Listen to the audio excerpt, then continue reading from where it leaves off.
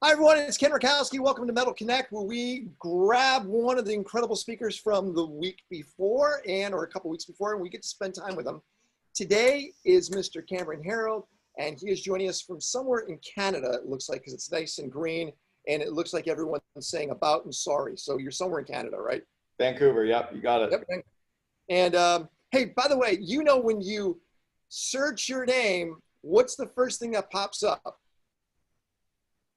Jesus. When I search my name or when someone else does? Well, let me just say, when you search Cameron Herold, what pops up? A lot of press. Because it's a newspaper. Oh, yeah, there is a Cameron Herold. You're right. Spelled differently, but yes. Yeah, but it's the first thing that pops up because Google says, I think you mean this. Yeah. You got a newspaper that's kind of sitting there going, you know what? We're going to grab some SEO away from Cameron. That sucks. Well, I think they spell it H-A-R-H-E-R-A-L-D. They do, but Google wants to. That's in But you're right. Texas. There is a lot of press about you. And the first thing I want is, what do you want to be the narrative of you? What do you want people to see when they search you? Depends. I was talking to someone about this the other day, and I said, if I really think about that question, it's what do I want my kids to say? And I don't want my kids to be describing my business accomplishments or what I've done for work, because at the end of the day, none of that shit actually matters. If someone says, to my kids, what does your dad do? I want them to say he hikes and he skis and he plays golf and he goes to Burning Man and he cooks and he likes red wine. And then they'll be like, no, what does he do what does he do to make money? Oh yeah, well, he coaches people and he's got a CO Alliance and he writes books. Like, I really want that to be the answer. Interesting. So you want the internet to talk about you as a person, not you as an entrepreneur. Yeah, that's cognitive. No, I want the internet to talk about me as an entrepreneur, because that's how I make my money. But I use the internet. I use the press. Like, it's a tool. All the press about me isn't because I want to be important. It's because it's an easy way to make money, and it's cheaper than advertising, right? Oh. And I figured out the game so long ago that now I know how to generate that. So can we dive into the whole idea of earned media, unearned media? It's an age-old thing, right? Do you go buy media, being advertising, or do you go off and find a way to get on shows like this, whether it's where it's earned media? Where do you lie? Earned media or unearned media? I'll walk you through that. And by the way, just a really, really quick comment. You mentioned Joe Rogan. I've known Elon Musk since 1994. Elon's brother worked for me. Kimball Musk worked for me. I know Kimball quite well. Yeah, so Kimball worked for me in 1993. I was his last boss at College Pro Painters, as did his cousin who built Solar City, Peter Reeve. And then I was a reference for Elon in his first round of funding in January of 95 for Zip2, when they only had one employee. So the interview that Joe Rogan did, the first one that I put in the link with Elon, is probably the truest picture of Elon as a human that you'll ever get. The first one, not the second one. Yeah, the first one. The second one was weird. It was fluff. It was off. But the first one that I put the link in, it's as real a picture of Elon and as I've ever seen in the 25 years that I've known them. And it was a real heartbreaking truth that he was talking about some stuff. It's a really solid, like, pour yourself a couple drinks, grab some food, sit down and listen to it instead of a movie. It's a great, great, great interview of one of the best leaders of our time. A deserved billionaire. Oh yeah, fuck yeah. And also Joe Rogan, he crushes it in his interviews. He's just really, really, really, I wish I was into MMA, because I'm not into the stuff that he's really into. So I only listen to 1 out of every 20 of his interviews, but boy, he's really talented. Another good one is Andrew Warner from Mixergy is another good host. A great interviewer. So my mentor is a guy named Peter Jennings, who was with ABC. So he trained me, and I used to go on to the ABC nightly news floor, and right at the end of the news, he would always go off and he would smoke a cigarette. He was an insane smoker, and he would grab me and he goes, Ken, let's just hang out. So we would sit there as he's smoking a cigarette, looking over Times Square. And one day he said something that was it was revolutionary to me. And he said, Ken, just look ahead of us. Just look straight ahead. Just look. And I go, what? And he goes, no, just look. So for about 15 seconds, I'm looking. He goes, now look at me. And I look at him and he goes, what'd you see? I go, I saw the I saw the ticket sign down there. I think I saw the naked cowboy. I think I saw a couple of cops. He goes, you're looking at it wrong. That's how the world looks at everything. Because what I want you to do is I want you to go look back at everything, but break it into 6 frames, 3 on top, 3 on bottom. Look at it now. So I looked and I did. Bam, bam, bam, bam. I looked out there. Same amount of time, 15 seconds. You're going to look at me now. What'd you see? I go, oh my God. I saw here and I described so much more. Wow. Because the world looks at everything like this. He goes, people that want to see the world the right way have to see it in little chunks. And by the way, that's where I think Elon is. He looks at the world in these components, and that's why he's able to absorb everything. And he's a game changer because of that. Yeah, some of it is the use of psychedelics to allow himself to see it in fractured moments, and some of it is he does see it. I even spoke a little bit about it in my book, Free PR, where we talked about reading every story with 2 sets of eyes. That you read the story for the story, but then you also look at how did they set up the story? What's the reader reading? And I got off, by the way, the call that I did with you guys about a month ago, and I was in awe of your ability to moderate a group. Really, really talented. Because I was sitting watching you moderate Zoom calls because I'm doing a lot of them. And I'm like, damn, I'm not worthy. Like you're very, very talented at what you do. So I was doing a little bit of that too. Because I suck at everything else. Well, then delegate everything except genius, right? The school system messed us up telling us to get a tutor at what we suck at. We shouldn't. God. So, hey, let's hang out. Where do you want to take us today? Because I went real quick. I want to just tell you, I went and watched a bunch of videos, read a bunch of stuff, and I realized that you are one of these guys that is you're a polymath. You're great at everything you do. So what area do you want to, yeah. What area do you want to focus on? Well, I suck at IT and I suck at finance. I'm really good at culture, potentially world-class at culture, world-class on generating PR, and definitely world-class in the CEO, COO relationship. I'd say I'm very average at a lot of other stuff. You're not good at complimenting yourself, but that's okay. Well, no, but like I'm real, right? I got a 64% average in university at a kind of B school, right? Like I'm Come not. on, Cameron. The A's and B's will work for the C's and D's. No, but I don't understand technology. I can't, and I struggle with some of but I know where to get good technology people. I know where you find it. But culture, I'd say culture, PR, and then that 2-in-a-box model of the CEO, COO. We could go into anything around those. So your kids are very important to you. Oh, hugely. Do they dictate where you're going to take your next gig, your next job, your next place to live? Well, yeah, my kids are 19 and 17, and they're dictating a couple things. First off, I've had 2 times in my life where I burned out, which gave me a refocus on them. One was in 2000, so 20 years ago. It was 20 years ago next month. I was written up in the Wall Street Journal as one of 4 supernovas, people whose careers had gone very high, very fast, and flamed out with stress right in the middle of the dot-com explosion. We'd sold our company for 64 million. By the time we were able to get out, it was 3.2. So we lost $61 million in 4 months. And I was clinically redlining. So there was that period that had me do a reset. And then I got into 1-800-GOT-JUNK right after that and decided to build that thing. And we went from 14 employees to 3,000 in 6 years. And I burned out at the end of that period and said I was never going to do it again. So that was the big reset for me, was 13 years ago. And I decided to build a real lifestyle where I could spend time with my kids. I haven't worked an evening or a weekend in 13 years. I don't work after 5 o'clock. I shut it because I'm never going to get caught up, right? If I get the list done, I'm just going to have other goals. If I get caught up, I'll set another target. So I just don't work on nights or weekends. I take most Fridays off now.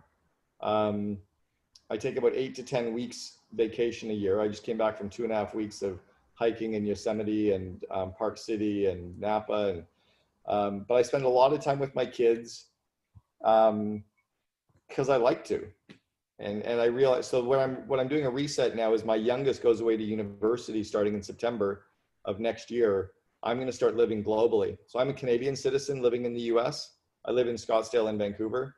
I'm going to reset and either tax base out of Estonia or Portugal, crank my tax base down because I'm not under the grasp of worldwide income. So I can get my tax base down and then I'll live globally and my kids are thrilled. So we're building a list of cities that I'll start living in. and they'll come and visit me and I'll come back to Vancouver. I have an idea for you later because I'm about to do that starting in October. Okay. A different location every month. Yeah, I've got a list of about 40 cities, 1 to 3 months per city, but I need a place to tax base out of. So yeah, I'd love to chat with you. Yeah, I like the Estonia idea. I just can't do that. My girl is from Switzerland. If I marry her, I get Swiss citizenship, which is kind of a little, Yeah. but that's not a good tax country. No, Portugal's a good tax country because I think I can get it down to 10%, and you just have to I'll buy a place there for about 500,000 euros.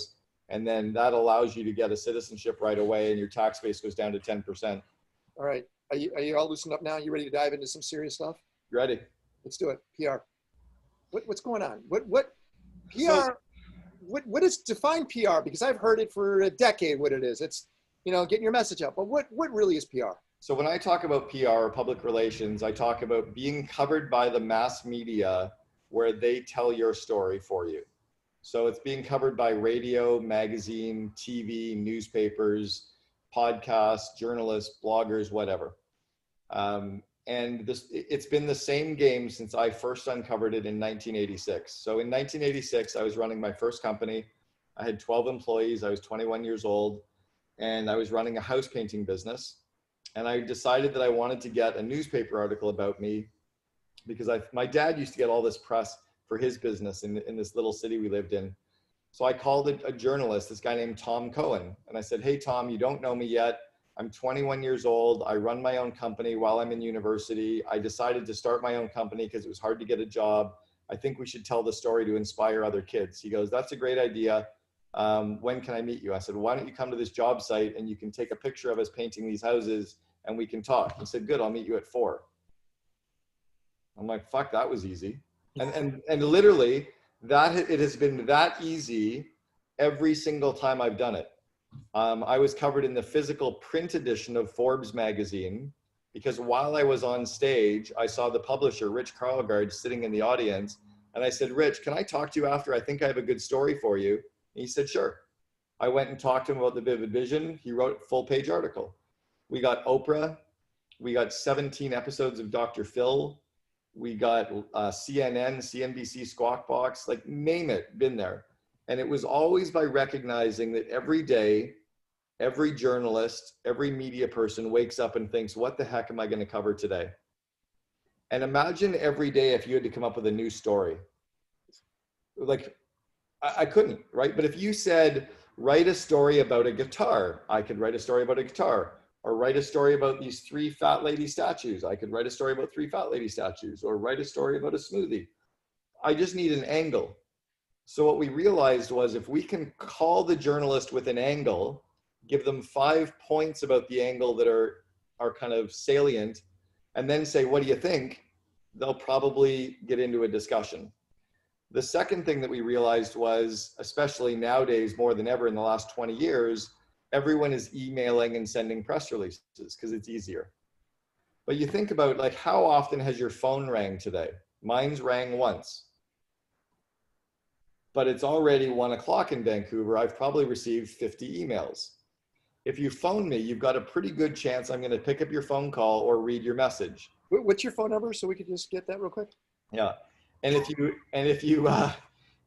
but what's interesting is if you phone the person and you just say on their voicemail, which you can now read, hey, you don't know me yet. My name's Cameron. I think I have a good story for you. Give me a call back. Don't tell them what the story is. They're probably going to phone you back because they want the story and they know it's only 2 minutes. Now, everyone on the call right now has at least 3 stories that I can identify right now. One is the overcoming adversity. It's the struggles, it's the depression, it's the stress, it's the almost failing, it's the not taking a paycheck for 4 months, it's the whatever adversity you had to go through, the big tax bill you got hit with. There's a story there. Every single one of you has the why you started your company story. You left your shitty job. Nobody would hire you. You got fired. You saw a need in the market. You have a story about that. And then the replicatable story, and this is the gold, is every single one of our companies has helped a customer somewhere. So like I coach CEOs. I've coached the CEO of Sprint, the CEO of Grasshopper, et cetera, et cetera. So I have a story about coaching a company and their result, but I make it about them in LA. And that's the story about or about Media Temple. And then I have a story in the Bay Area about 15.5, and I have a story about Kansas City about Sprint.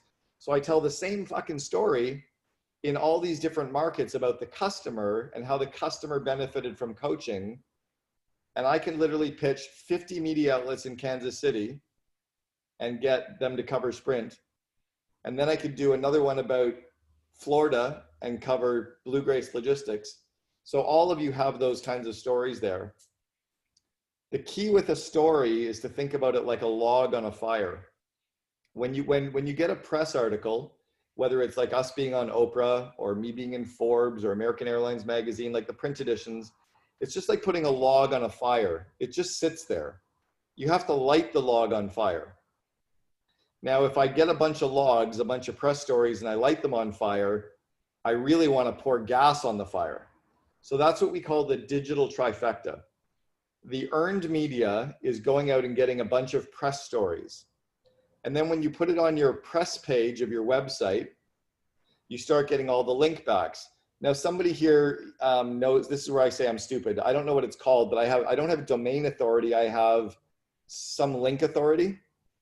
I have really, really high, super high, like ridiculously high link authority because I have Forbes linking to me, Fortune linking to me, Inc. link, like, and they're all linking back to me. They're like, who is this fucking guy, right? So my authority is really, really high for SEO.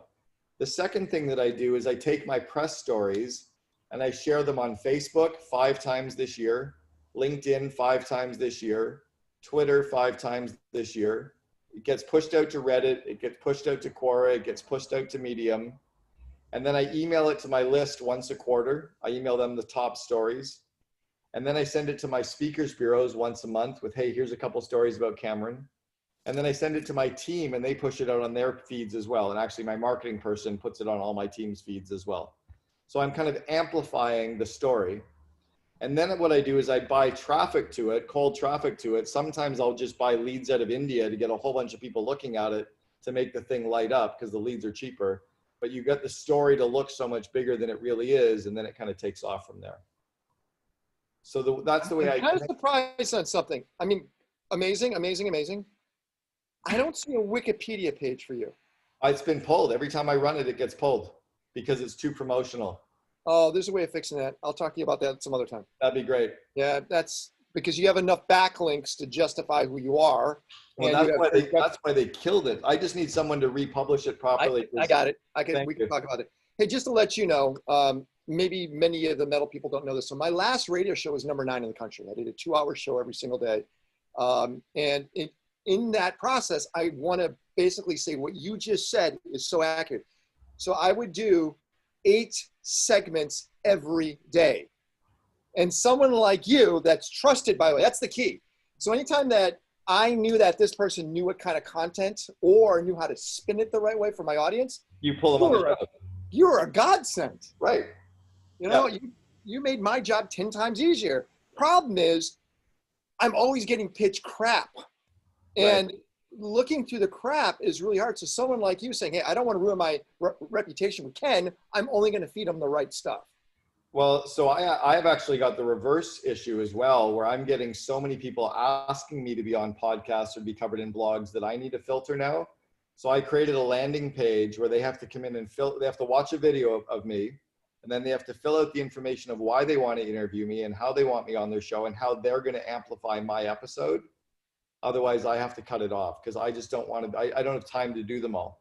Yeah, well, why would you do this? This is a closed environment. It's a men's group. Why would you sit and do an interview with us? Because one of my, a guy that won a book contest that I ran for publishing crazy photos is a part of your group and asked me if I would do this for him as a favor. And I looked at the group and the influencers that were a part of it. And I said, yes, because it's a good way for me to propagate it for 1 hour of my time. It is. It's worth it. It really is. My ex-wife said I'm a media whore, and I am. Well, and I'm not going to charge you a lot for this either, so it's all good.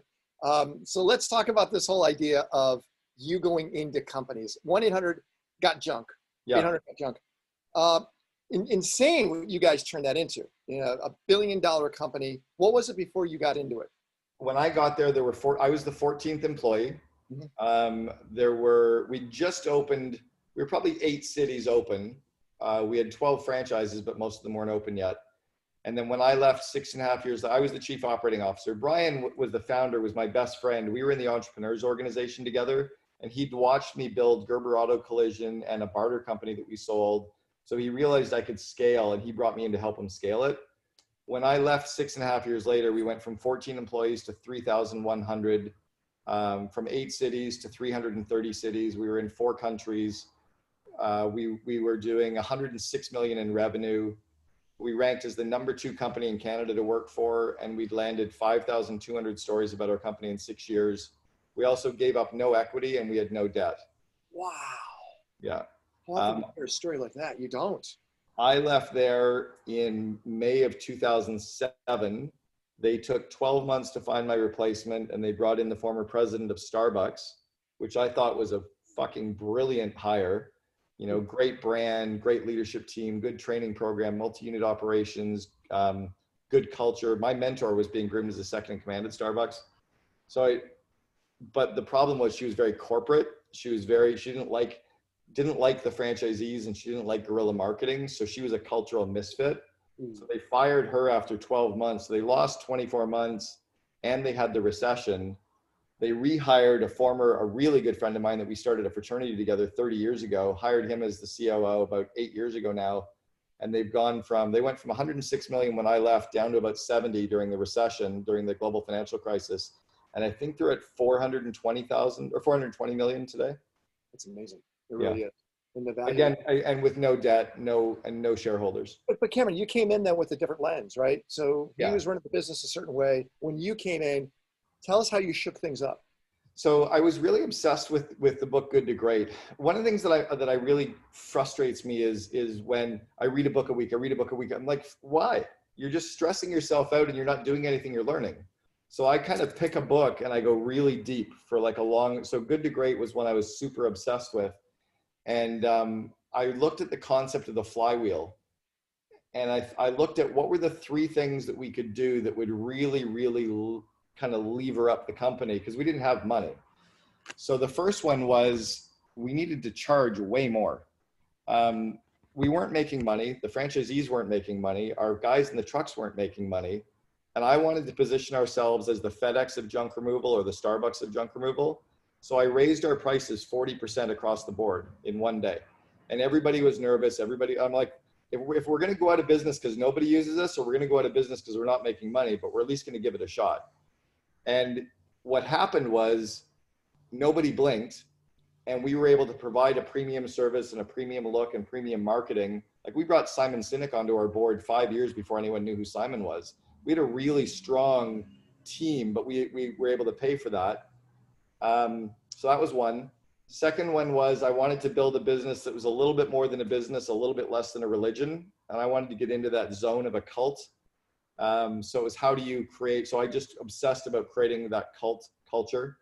And then the third was leveraging free PR, because we had no money for marketing. For the first 3 years we were running the business, we had no marketing budget whatsoever.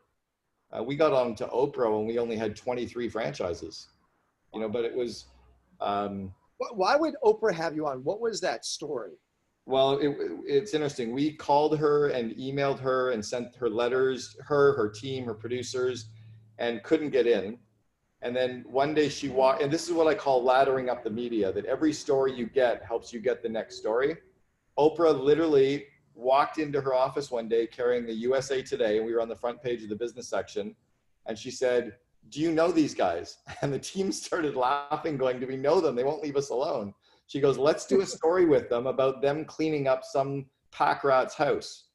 Well, the USA Today writer had heard about us because he read about us in Fortune magazine, and that was, it kind of all laddered up. So that was, they knew about us, but they didn't cover us. But it was the credibility of the other press that helped us get her as well. God, that's powerful. Now, so here's the sad part. I left 1-800-GOT-JUNK in May of 2007. 248 of us at the head office. I was the only person with a Facebook account. We had nowhere to share all these stories. Imagine if we landed to 5,200 stories with social media. We couldn't do anything other than just, hey, we're in the newspaper. There's only a few people on the planet that get really great social media. Obviously, Elon Musk. Peter Diamandis is another one. Peter, when he does something, it's everywhere, right? I know Peter well. We're in 2 different mastermind groups together, and I go to his event, Abundance. Oh, you're a Joe Polish guy? Yeah, Joe is my best friend. Oh, Joe's your best friend. Got it. Okay. Joe and I are very, very, very, very close personal friends. Joe is one of my 2 dominoes for sure. Got it. So, yeah, Joe would be good on here. We'd like to spend some time with Joe. I can introduce you in 2 minutes. I'll introduce you as soon as we're done. Hey, let's use some superpower on you. I want to pick a couple of guys that are sitting here just hanging out with us. Yeah. I'd like you to hear 30 seconds of their story, and then I'd like you to tell us where they should be marketing themselves or PRing or finding that earned media story. Does that make sense? Yeah. Okay, so guys, this is what I want. It's similar to Speed to Cool. What I want you to do, by the way, Speed to Cool, just so you know, Cameron, is I believe everybody has a cool in them. And the problem is it takes forever to get to cool. So your Speed to Cool should be about 15 seconds at the most. I like it within 8 seconds. So, hey, I'm Ken Rakowski. I'm a radio talk show host, and I became a priest, and then I quit, and then I became a stripper. True story. Can I flip this, by the way, as an opportunity, as like a coachable moment? Yeah, let's do it.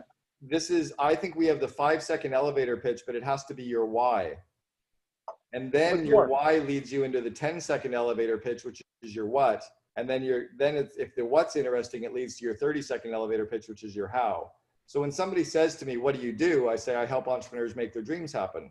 That's their why. Then they go, well, how do you do that? Well, with my coaching and my podcast, and my books. What are your books about? But if I said I coach entrepreneurs, they're like, oh, fuck, pass the Cheetos. I'm bored. Yeah, but if you say I coach entrepreneurs like Peter Diamandis and Joe Polish, then you're going to go, you just dropped the mic and you owned it, and you didn't have to go through that whole 45 seconds. Correct. Yeah, I could say I coach the CEO of Sprint and I coach the monarchy in the Middle East. So why waste time?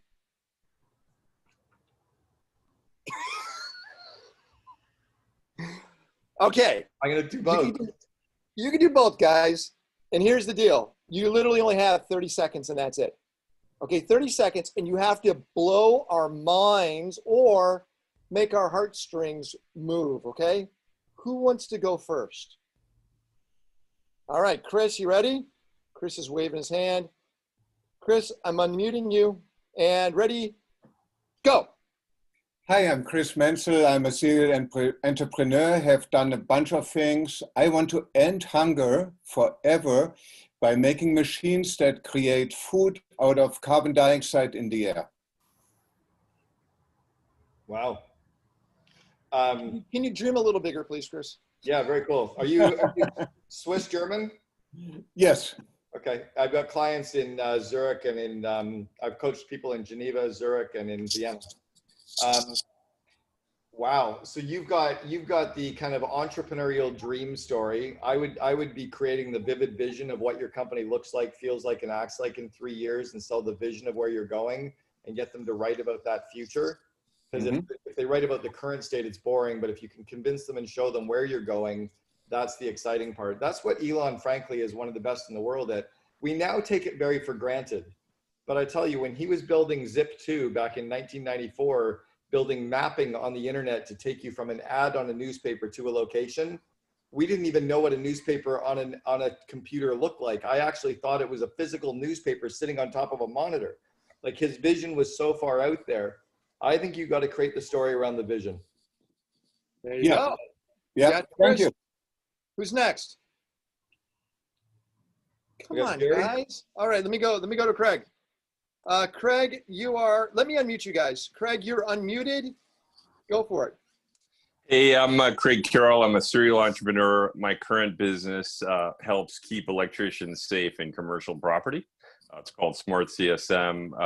An electrician dies every day, so our goal is to keep them safer. But I'm sort of fascinated with a new concept about salvaging the data of elderly people before they die. How do we keep all that wisdom? How do we create almost like an NPR StoryCorps for these legions of smart, worldly people that are dying? And how do we salvage that information? So I'm ideating this in my head and curious about your thoughts about that. Yeah, that's the whole Oprah, that's Oprah's entire world, right? It's the pulling on the heartstring.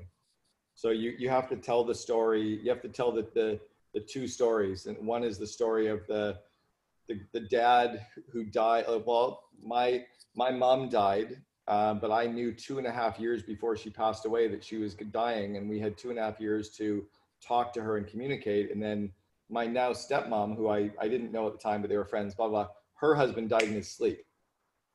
So the two comparisons are my stepbrothers had no time to have closure or to talk to their dad. And that's horrible. Whereas I got everything. So when you show those two stories of, you know, which one do you want, that's the kind of heartstring tug. Or the real heartstring tug is just to show we got all this information out and then she passed away, or then he passed away kind of story.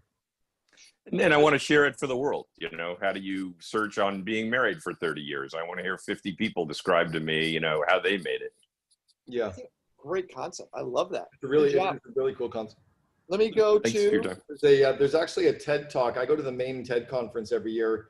About 4 years ago, there was and if you send me an email, I'll find it for you and send it. But there was one of the TED Prize winners was someone who developed software to interview your grandparents, and it was like an app that you could then interview your grandparents and pull all that information in as a way to save it as well.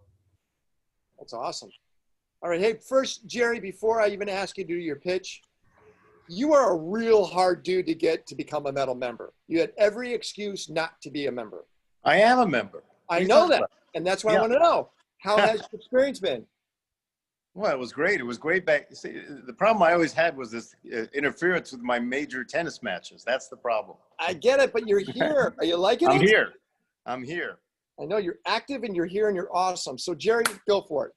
Okay. I'm Jerry Cattell. I'm a developer. I developed over 5 million square feet of office and industrial parks in Southern California, including the original buildings for Amgen and 3D Systems.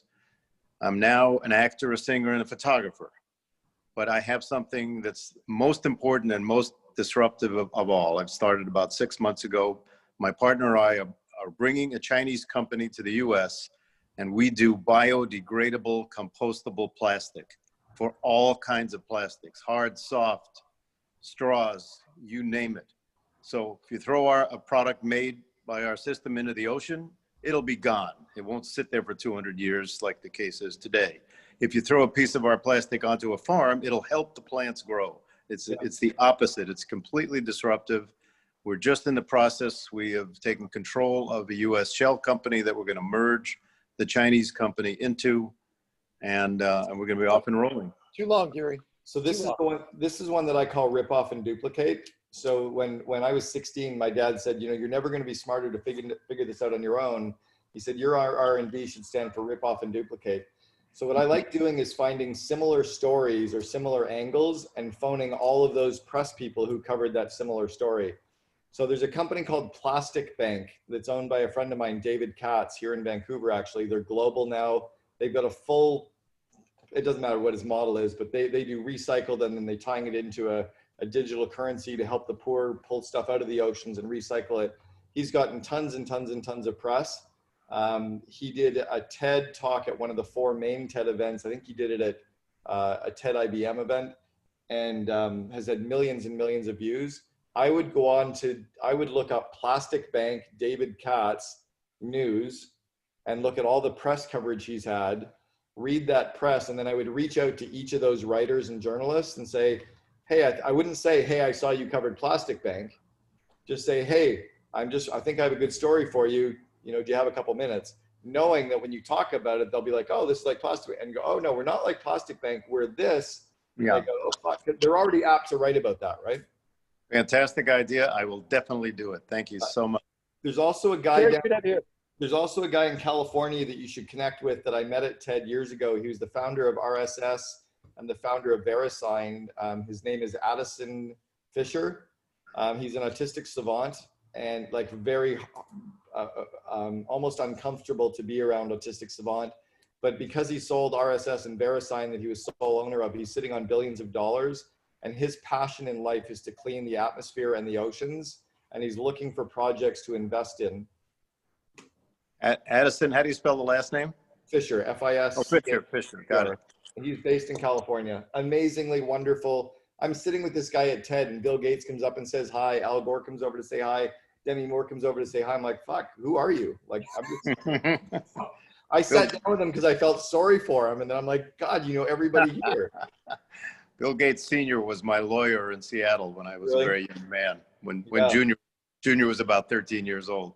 That's a great city. I've lived Does there anyone twice. call him Junior? No, I don't think so. Yeah. Only me. Only me. Only you. me. Good job, Jerry. All right, I'm going Thank to you. call a couple other guys here because you need to talk. I'm going to go to John. So John is somebody that means the world to me. John owns the best Thai restaurant in Los Angeles. Holy cow, that's me. I've spent 7 weeks in Thailand. I love their food, so go nuts. Oh, sawadee Cup and cup. krap. So So, here, let me see if I can do this, John. John took over the restaurant for his parents because they weren't doing a great job. He left the software services and moved his entire family to take over the restaurant. John, now you've been at the restaurant 20 years? 20 years. 20 years now. And of course, the restaurant industry is tough, but what are you doing right now for the hospital workers? So we do like a feed the front line. So we create a program where the customer would donate, like to purchase the food as a donation, and then I bring it to all the healthcare worker in the community. So like today we bring like 60 meals to the doctor at the VA hospital. They send me back the picture of, you know, the doctor is enjoying the food. So, and we currently raise over, this is like almost 1,000 meals now since March. This is the perfect TV story. What's really weird is we're all kind of brainwashed thinking that there's something like investigative journalism, that these journalists are going to go out and find the story. They don't have time to go out and find the story. And your story has no urgency to it, which means it's perfect for a TV station, because you can call them up and say, I have a great story for your your news channel, whatever, your news show. Do you have 2 minutes? And you never call the news desk, you never call the editor or the city desk, you call the TV guy or the TV woman that covers the stories. And just go, hey, is John there? And they'll take the call. They'll come and film you. And if you can get film coverage for this, you share that film coverage on your website, on your social platforms, and then you send that film coverage out to all the press, all the newspapers and magazines, you'll get more than you could ever handle. Wow. TV is really, really easy to get. It's strange. You already had one. You've had one recently, right? I was on the news. I was on the KTLA 5 that they, interview me through the phone, just talking about, how I pivot my business during this difficult time. We have to call them. We have to call them with a story. We have to get them to come on site. It'll be things like, you got to see it to believe it. Your viewers will love to see this, right? Mm-hmm. Is it also timely because of Cardi B and Joe Biden? Cardi B loves this food. She openly admits it on her Instagram and stuff like that. Should he use those angles to show all the celebrities that come into his place? Absolutely. Yeah. You always you odd-gee shucks it. You don't do it in a way that's like egotistical. Like I've already odd-gee shucked a couple times about Forbes and Oprah. Yeah. And Elon, right? They happen to come up in conversation, but those are part of my speaking points that establish my baseline of the level that I work at, right? So with your restaurant, it's like, I got it. And Cardi B Cardi B loves this place too. You kind of odd-gee shucked it in the conversation. Cop Yes, later, yes. John. Love you, John. Love you. Thank you. We do one more over here. I'm going to go to the guy that just came out with this book right here. He's over in Minnesota. He's moved there because his wife wants to be there. He doesn't want to be there, but that's a different story. What's up, Cameron? Thank you for your time. I love Scottsdale, by the way. We featured on our show. Emmy award-winning producer, TV host. What I do is I inspire, motivate, and educate people through video. 2018, I had a pivot in my life where I got up, sold everything I owned, sold my house, sold 2 businesses to pursue the meaning of figuring out what success even meant. My wife and I filmed a TV series on it, and we're releasing it now, and we got this book. My question for you is, September, I'm doing a book tour during COVID. What would be your advice to get the most exposure for the book and everything we're doing at the show? That's different from PR. I've written 5 books. I never did book tours, but I didn't also try to go out and be a #1 New York Times bestseller or anything. So I don't know. I know how to get traction around your book and how to make it good, but books are a whole different beast. There's like, are you trying to do it to get a level? Like, are you trying to get Wall Street Journal or New York Times? Really trying to get just more write-ups online, credibility. Then I would be leveraging your network. I wouldn't do a book tour. I would save your time, because you only have 3 inputs. You have people, time, and money. And then your outputs are getting more press. I would spend your time and money to not do a book tour and leveraging your social network of contacting each of these guys one-on-one and saying, who do you know that you can introduce me to? What successful writers do you know that can push my book out?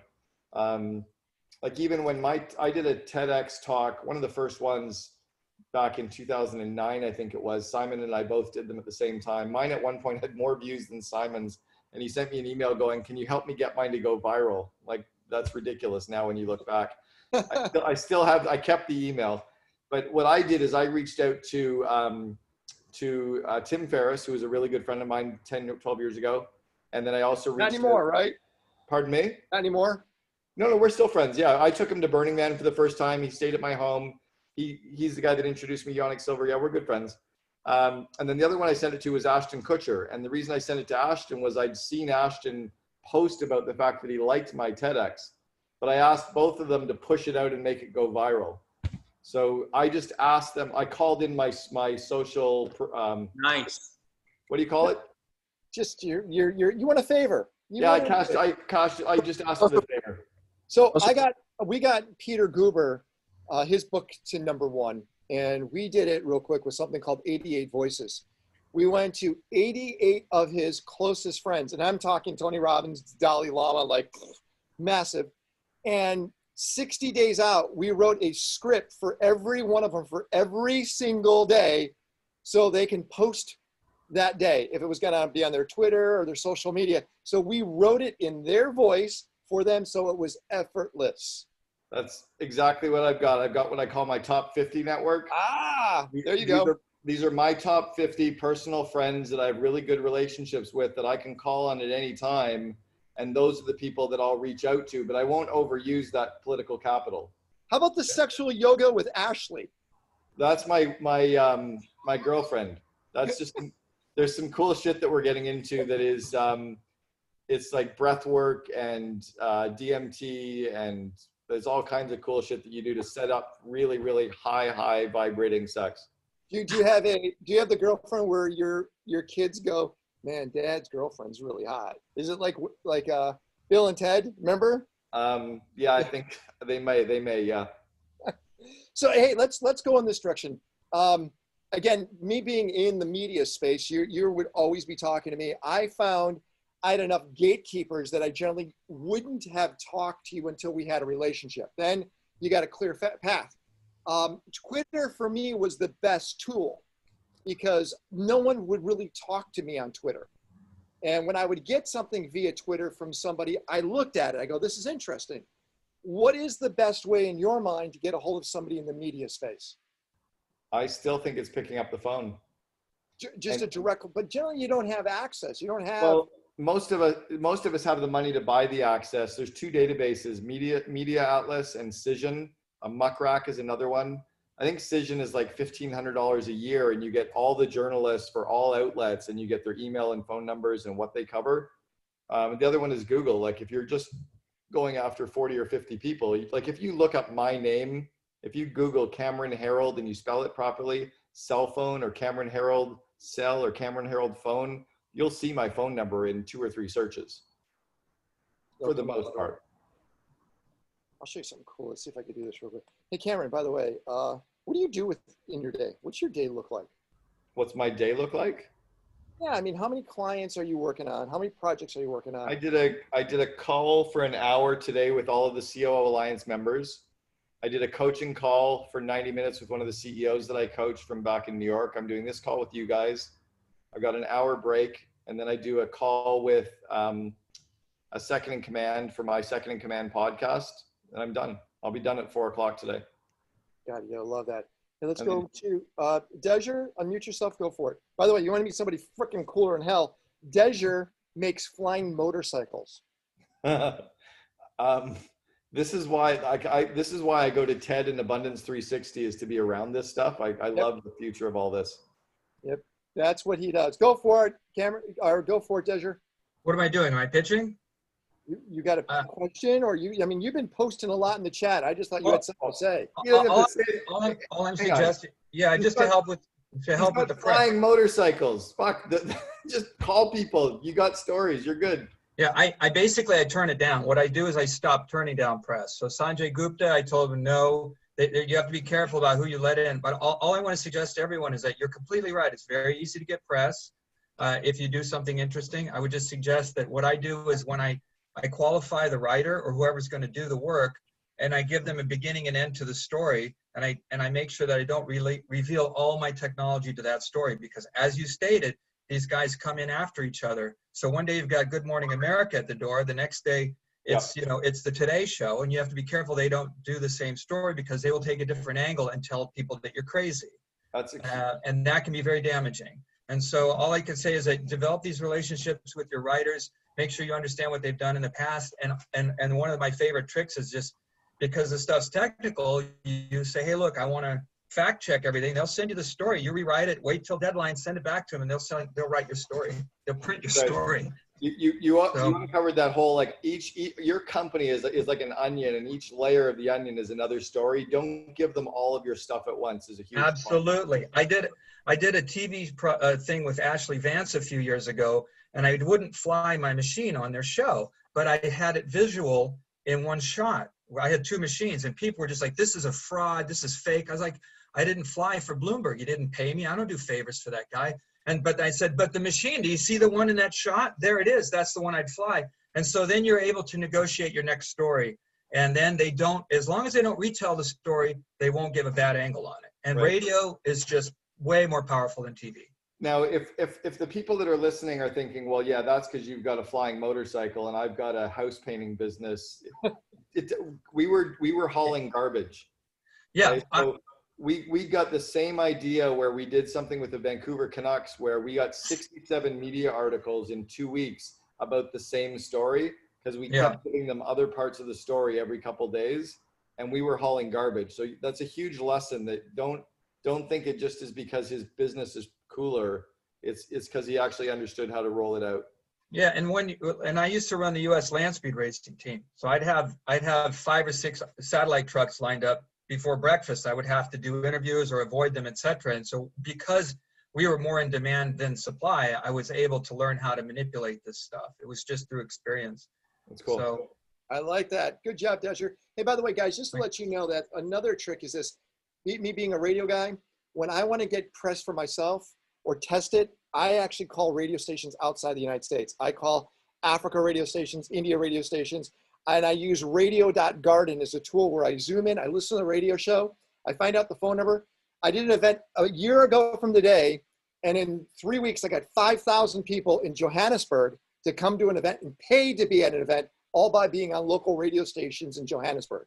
Wow. So it's free, guys. It's totally free. Hey, Matt, you have a question? Go for it. Sorry, I'm going to just dovetail onto that. Anytime you're ever asked to do a speaking event somewhere, prior to showing up at the event, 3 weeks out, tell the event organizers you're willing to do media interviews if they want to bring the media out for you. It's amazing how they'll bring in newspapers and magazines and TV to interview the expert, and then you're just getting more free press, and they did all the work, and they think it's a real big bonus. And for me, it's like, wow, I just got some people doing work for me. Hey, outsourced it. I like that. Hey, Matt, go for it. And it does genuinely help them, right? But of course it does. It helps the event out. It makes more, hey, they mentioned the event that you were speaking at. It gives them more earned media opportunities. Matt. I just find all this so fascinating. It's like so many of you guys have found so many different loopholes. A lot of it's kind of similar to itself, but you guys all have found a way to get press. And I'm not sure if it's free press or how you guys are going about it. And like, in the last 2 days, I've heard about, freebie websites and calling media publicities and getting a hold of one article to get a hold of another article and positioning one radio station or TV station against another. It's like, where do you go to find out all these little tricks that you guys have all kind of learned over the years? Well, one is read my book, Free PR. Like, okay. Buy the hard copy and scribble notes and flag it, because it's all there. I wrote the original chapter for my book Double Double on PR for David Hauser, who was the CEO of Grasshopper.com 10 years ago, as his in-house PR manual on how to build Grasshopper. So it gives you the step-by-step instructions on how to get PR. The other book I would read is Trust Me, I'm Lying by Ryan Halliday. Ryan and I have been in a few mastermind groups together. He uncovered how they got a lot of press for American Apparel. His is more of like it's a hustler's approach to playing the game of it's like media manipulation. But there's some really cool shit in there that I think if you take both, you can really run with it. And Matt, you can hang out with people like Dov Charney. He's part of our, he's part of our hang. I mean, these are accessible people. We just gotta not worry that COVID's gonna kill us. Well, the third one is read every article and watch every article with two sets of eyes. Like read the story, but then go back and go, okay, what's cool about this headline? And what could my headline be? Who are their readers or who are their listeners? And why do they care? What are the points that are in here? Right? There's a very bold mission with the brand that I'm getting ready to launch. And so a lot of it is going to cause controversy. And the whole point is to cause controversy, the name of the brand, the mission behind it all. And so it's just trying to figure out, how do I tap into these networks and spin what it is I've been working on to convey it with the guys that need to get it out. Go study, just Google controversial brands and look at their press. I'll give you the best example, and I love it, from 18 years ago. Polygamy Porter. Polygamy Porter was launched during the Salt Lake City Olympics. They had St. Provo Girl and Polygamy Porter were their two beers.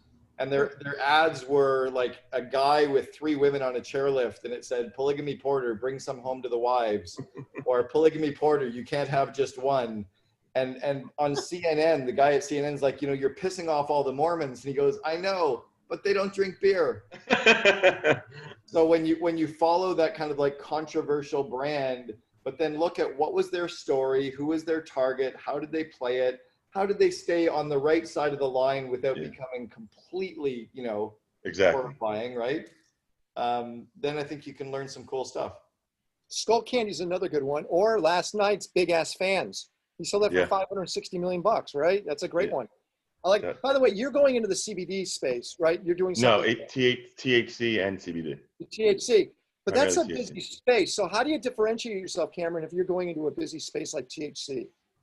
I'm glad you're doing just THC as well. I mean, CBD, I'm not going to do it. Like, go all in. It's saturated right now, yeah. But no, I'm like, at least enjoy it. Like, God, how would you do it? What's the name of the new company, Matt? I'm not disclosing that yet. Is it like Boner City or something like that? Come on, what is it? It'll ask. You'll want to ask questions. Okay. I actually have been wanting to get a hold of you. I've been trying to put some things together so I can sit down with you and chat with you if you get some time. We could do that. Absolutely. I'd be making that one up, Ken. I don't know, but I really love the Ross Robliatti story from Salt Lake City Olympics. He was the snowboarder who won the gold medal in 2002, and they took away his medal because they found traces of THC in his system. And then he appealed with the board, and because he said THC is not a performance enhancing drug. And they're like, you're right. So he got the gold medal back. And Ross, but now here's what's funny. My cousin was his coach when he was on the BC snowboarding team. And Ross was saying it was secondhand smoke. And I called my cousin Scott. He goes, if Ross wasn't smoking flower at the event, he was rolling it for everybody that was there. Who was this? Ross who? Ross Robliatti. He was the first snowboarding gold medal in the Olympics in history. And now he owns a pot store up in Whistler.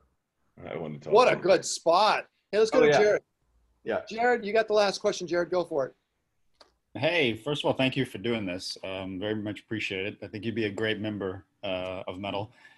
I'm curious, once you get the interview, how do you practice or what do you study to become a better interviewer? Because Ken pointed out how to be a better interviewer and getting stories and whatnot. So I'm wondering, well, how do you prepare yourself to be a very compelling interview that people want to have back and then tell your story? You're the first person who's ever asked it, and that's where I think the real art starts to come in. So good for you for even asking it. It's kind of probably why I perked up to even answer it. So I'll give you kind of the rough outline. I cover it. I'm not trying to sell you a book, so I think I'll make like $6, but I think I covered a lot of it in the book as well on how to set up, how to dress, how to answer the questions, how to communicate. So The first part is to make sure that you communicate 5 points that you want to cover in the story 5 times each. So as an example, when we were on CNBC Squawk Box, we really, really wanted them to say that we were a franchisor, because we knew that we had all these franchise. So we said franchise partner, franchising, franchise expansion. Like we got the word franchise out there more times than we could count. And it ended, we probably said it 50 times, and I think it ended up in there 7. So that's one, is take your 5 core points and say them 5 times each. Second point is to remember they're not going to ask you the question that's going to allow you to give the answer.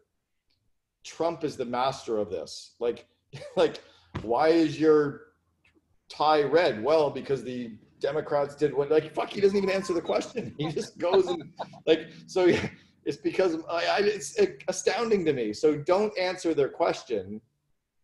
Answer with what you need to get into the segment. Think about talking about the future, not today. So if they say, what are your revenues? Well, my 2022 revenues will be 20 million. So it doesn't, like, you just always describe the future and they'll write about it. But they won't know to ask you about that. Always suggest a photo op before they come to do the story. So say, hey, I've got a couple of good photo ideas. Oh, what are they? Well, me standing in front of this, or me standing there, or this cool idea. So you always, because if you can get the photo, you get a lot more credibility in those stories. Like I had one years ago, it was a 3/4 page article on the front page of the business section of the Globe and Mail, Canada's biggest paper. It was about 2 different business coaches, Yannick Silver and myself. I didn't know Yannick at the time. And I said, I have a good photo idea for you. And they go, what's that? I said, well, it's the fact that I've really built myself this amazing lifestyle business that I can spend all my day in a hammock. And I've got this hammock in my backyard. He goes, awesome. So I literally have like a half page of me in a hammock, but they weren't going to come and say, hey, can we get a picture of you? I had to pitch that. So you have to think about those in advance. And then remember that journalists don't talk anywhere near as fast as I talk. Really slow it down and match them. If they speak at a 5 out of 10, come in at a 6 and try to get them to go to a 6 by you going to a 7. But if they come in at because they're analyticals, amiables, they're high S's, high C's. I'm a 98D in disc. I'll scare the shit out of them. So I slow it down, right? I knew Ken because I saw him once. So I'm ready for it, right? So drop it down to their level, stay just a little bit above them, and try to raise their energy up a little bit. Damn good information. I like that. So the other one is have a fact sheet ready with the rest of the information they won't ask you, like, you know, future revenues, number of employees, spelling of your name, how to pronounce stuff. Have all that stuff ready because it's the same common things. It's like your FAQs. Develop that as well. All right, Cameron. Did this all apply to television as well as radio? Very much so. Okay, thank you. Cameron, before you go, this is you and I. So you can see your picture on one side, me on the other. So risk and risk averse, risk tolerant, trusting, we overlap. These are the things right here that whoa, what? No, don't go away on me. Oh, I'm gonna have to send it to you. Yeah, I can't. You couldn't see it. I'm actually going to your podcast zone right now. So if people want to learn more, Cameron, where should they go for you? Sure. The main website is CameronHerold.com. We also have the Second in Command podcast that I'd love you guys to listen to, subscribe, and share. We don't interview CEOs. I only interview their second in command. I want the rest of the story, but we've interviewed amazing brands for that. And then all of my books are available on Amazon, Audible, and iTunes. And then the COO Alliance. I developed the only network of its kind in the world for the second in command, where no entrepreneurs are allowed to join. We only allow the COO to join. I love it. Cameron, thank you so much for making time for us. And let's get on the phone and let's talk later. Thanks, Ken. I'll do an intro as well to Joe Polish for you. Thank you. Everybody, unmute yourself. Thank him. Thanks, guys. Thank you so much. Thanks, Cameron. Bye. Thank you, Cameron.